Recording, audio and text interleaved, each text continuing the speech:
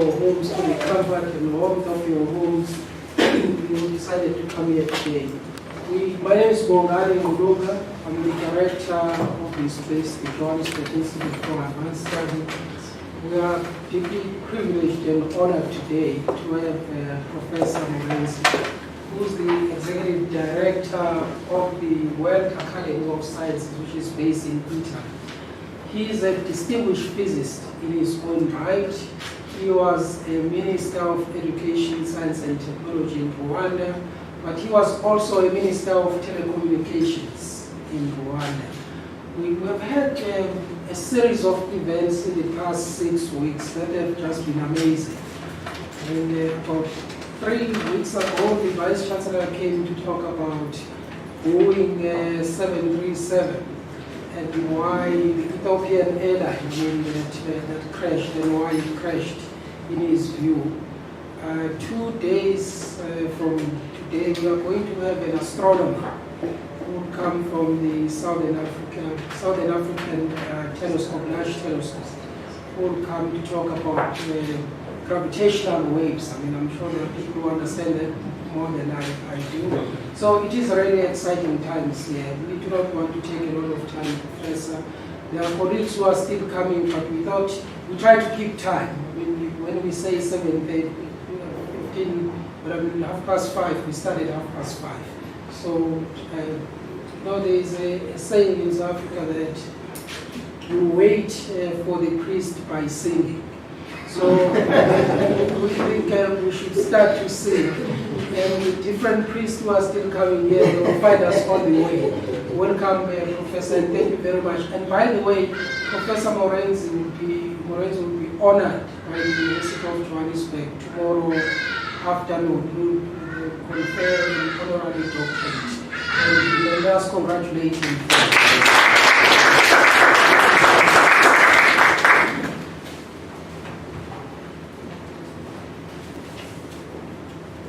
I use the this one.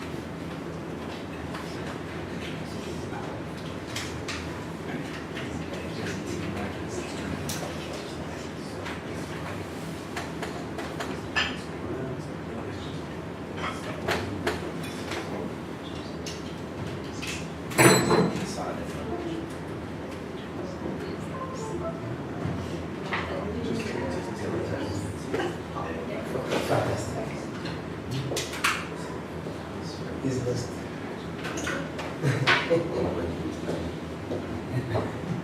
Don't send him.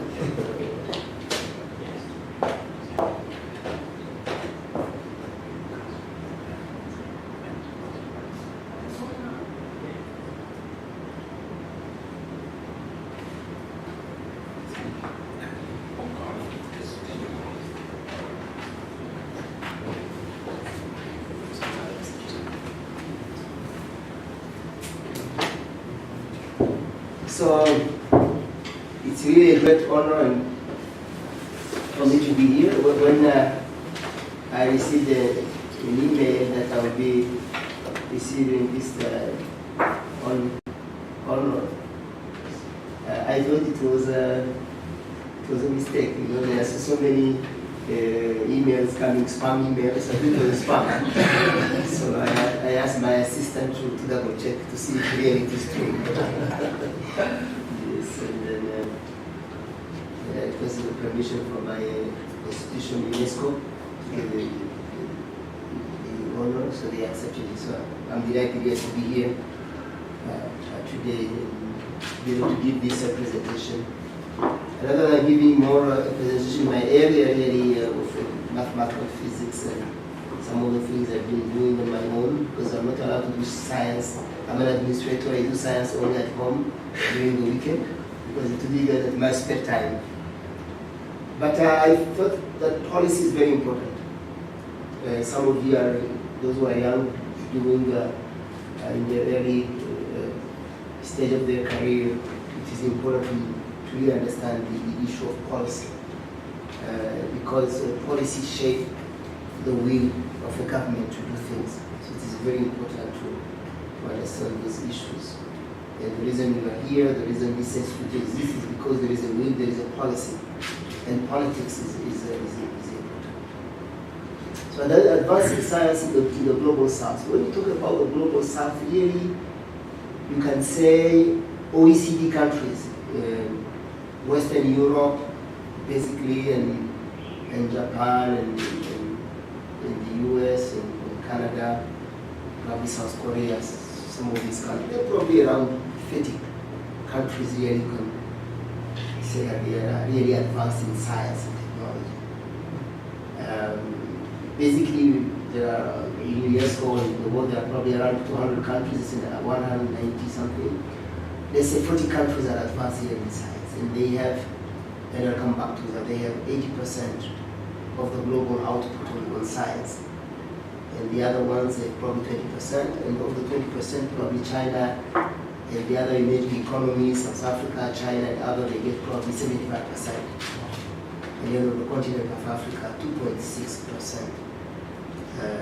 And then over 2.6%, South Africa and Egypt take 75%. So you understand the challenge that we are having really. So I thought, and then I will talk about that. And the importance of really doing science for development is really science important. You know, you are a social scientist. Do you believe real science is very important? You are a historian, but is really science important?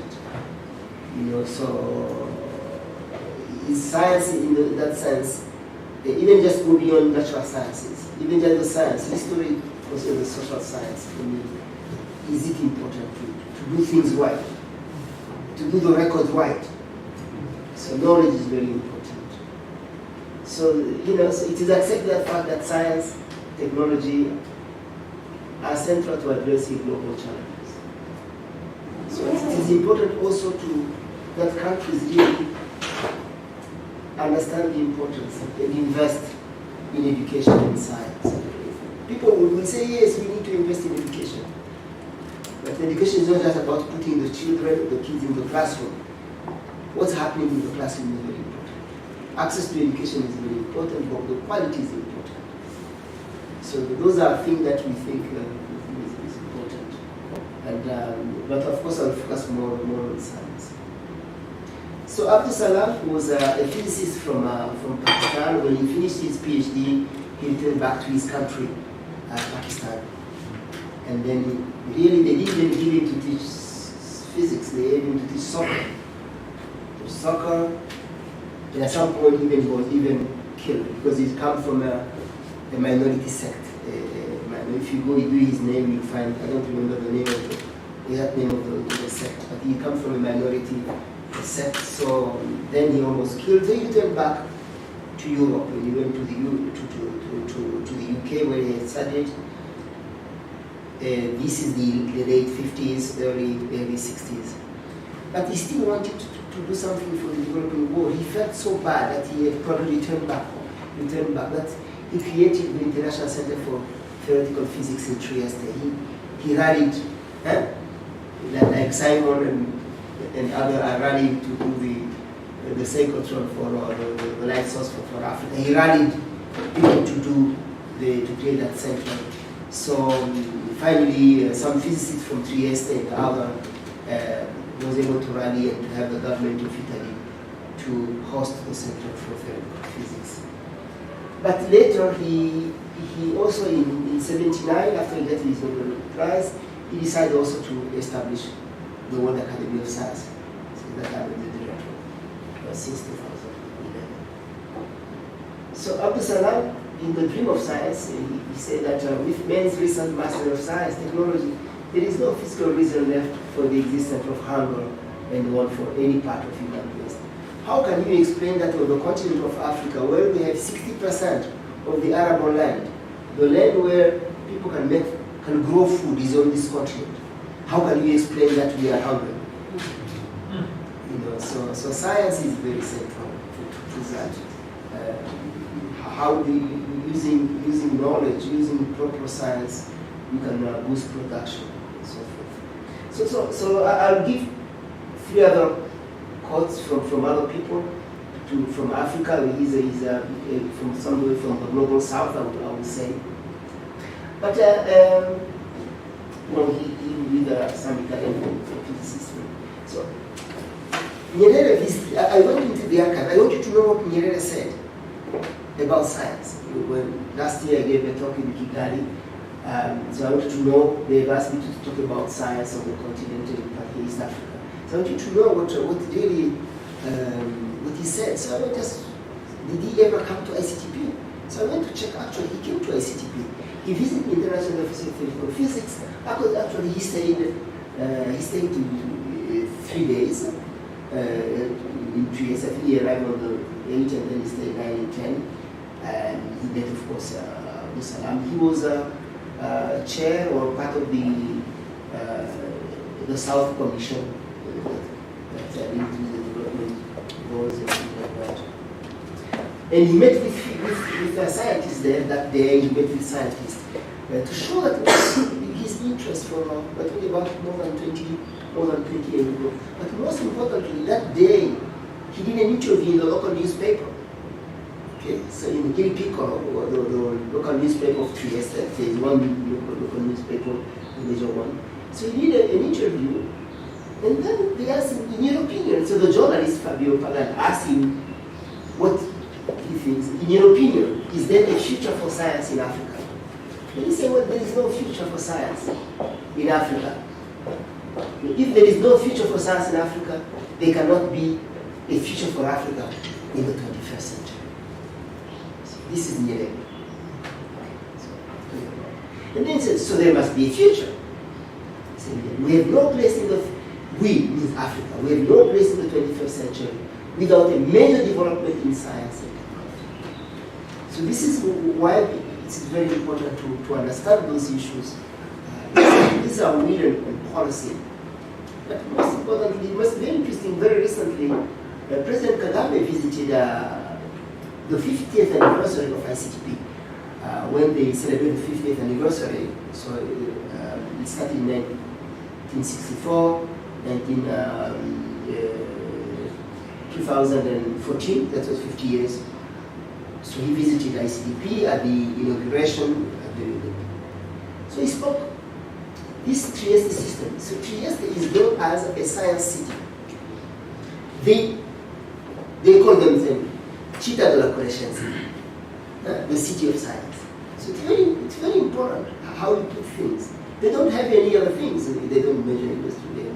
but they have things that are really science related. We have the ICTP, International Center for Genetic Engineering and Technology, we have a synchrotron, we have a lot of institutions of science. But even every year they organize what they call TWAS Science Next, where the community, the children in primary school, secondary school, and the community, the businesses, they donate money, and they have a major science festival for about a week. So you realize that that's very important to do that. So what Kagame says here is that this TWAS, they call it TWAS system, is a unique ecosystem whose wider impact deserves to be better understood so that it can be emulated and scaled up. This is why, for example, Rwanda has accepted to host the African School of Sciences aims to host the ICTP as a branch for the continent now, Carnegie Mellon University. There are some institutions now that he has been trying to bring those, to build some kind of ecosystem for his country, but also for the region. And that has made a huge difference actually for Rwanda itself as in its own, but also youth from Eastern Congo, for example. Eastern Congo is 50 times or 25 times bigger than Rwanda. So this means that because it's a war-torn country or some challenges, Southern Sudan, these people come to Southern Rwanda, by the way, these days. So you can see what he said that make a huge impact. So both the two leaders of the continent show what they think in terms of science. So I think also Thomas Odiambo is the founder of the African Academy of Sciences. But also, somebody talks about him, he's quoting him in a major essay, to become eventually self-sustaining, the capacity building process must be rooted firmly in the developing country institution, with adequate resources put at their disposal, and in the assurance that their links to scientifically advanced institutions abroad will be long-standing and global. So not only you build a capacity in your country, but you need to be able to live with the outside world. So Odiambo was, he did a lot of, he created ICP, the International Institute for Insect and Physiology, something like that. They say that at some point he could not even pay the school fees of his children. But it doesn't matter. What he did was he stayed in his country and he did all the things that now we are all benefiting. So through science, engineering, a nation can address challenges in agriculture, health. You see, when I was doing science in university, I just wanted to be a teacher. I never thought the importance of science for development. I wish now, I wish I was like the kid in that time and then learning that important. I just wanted to be a teacher. There was no other. In Burundi, there was no industry, there is no institute of statistics, there was no, the computer was a punch card, there was one computer somewhere, when it was a computer, we would do a queue, so that I decided that I could just do the few and get half, and 50%, just because I knew I could pass without really doing the practice. So we have only one keyboard at the time. So there are many challenges. So the World Academy of Sciences, as I said, created in 1983 by Abdul Salam. Abdul Salam thought, actually, an Academy of Science in a country is a civil society for science. When there are major challenges, the Academy of Science can stand out and speak to the government. So you need to have that. Your country have it, and I know that Mandela inaugurated, gave a speech at the inauguration of the academy. So European countries and advanced countries, they had all academies of sciences. But he thought the developing world, even China actually, by the way, they didn't have the real academies in China and India. Now we know they have science, but at the time of Abdul Salam in 1983, they were not such advanced as they are. So Abdul Salam thought that having an academy that will link all the countries in the developing world and also puts a mix of the developed world were very important. So they started at 43 members, developed countries and developing, and then now every year they elect like 50 members from the whole world. In that number, around 15% come from advanced countries. In this country, we have probably 25, 20 elected in this. But most importantly, these are the voices for science. Sometimes they are also, some of these people, in particular in the more, in the emerging economies, there you could find, for example, a minister or who is part of the academy and so forth. But most importantly is what they can do.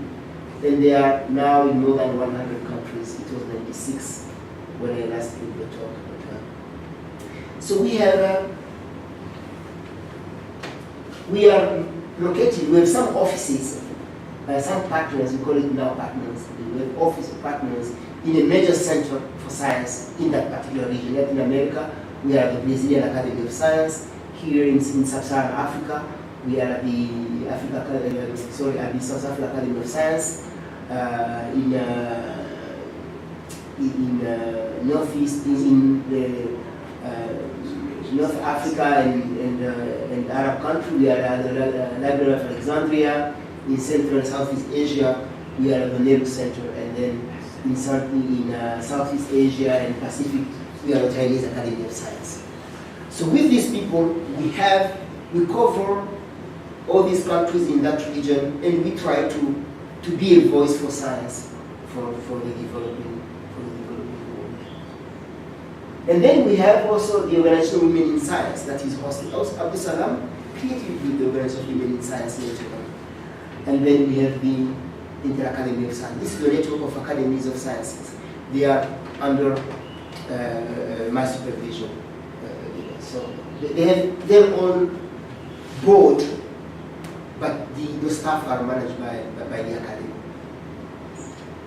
They are both of us, IAP and TWAS, receive some funding, direct core funding from the Italian.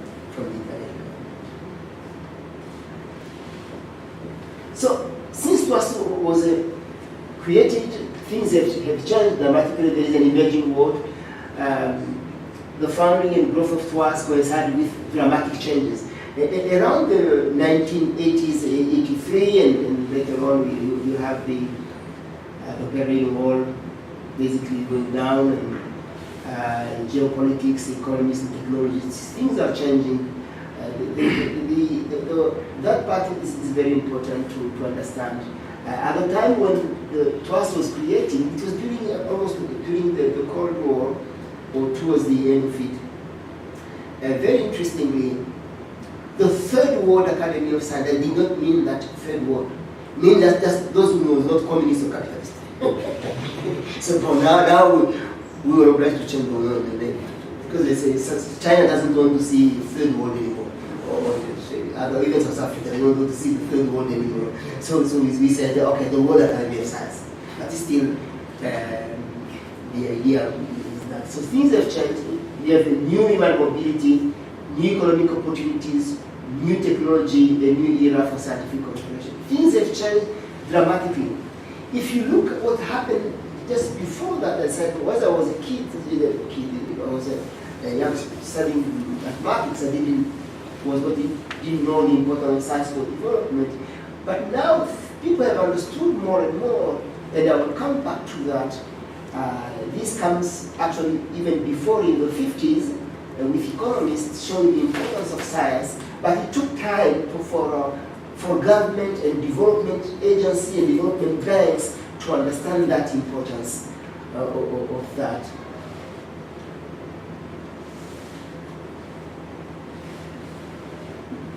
So we have the challenge arriving in 10 billion people. People are so scared that Africa will have more than, I don't know, 25% or 30% of the population. People are scared when you see speeches in the world.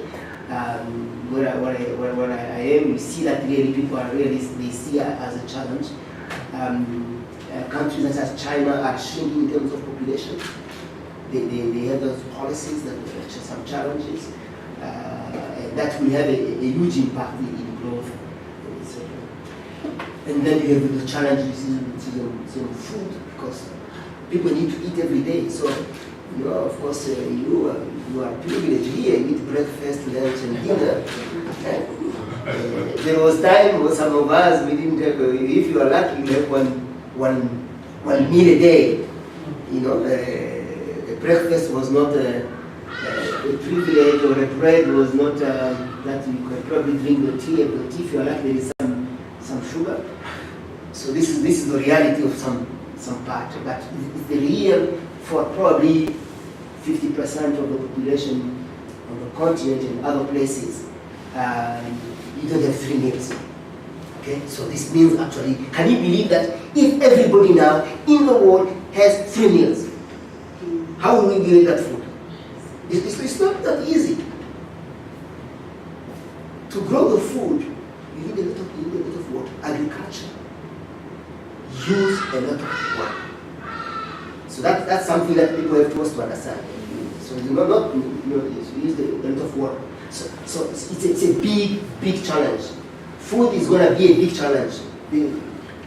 If nothing is done, for example, using the continental, the fact that we have 60% of the land to be able to produce more food and things like that, really using technology, we may have some challenges. If you think about, so the issue of climate change, things are changing dramatically. When people don't know, you see, in the past people know when it's going to rain, when it's going to rain. You know, the farmers don't know anymore. You know, so they used to have some kind of knowledge. That knowledge is gone because things are changing dramatically. But most importantly, there are many challenges that you all know, you can read in papers and things like that. But climate change, I can say that, is a big challenge. And because some countries don't believe in it, and don't believe in it, it's a major challenge to see that we need to, we Africans and the developing world, we need to know it is our challenge. Plus, we are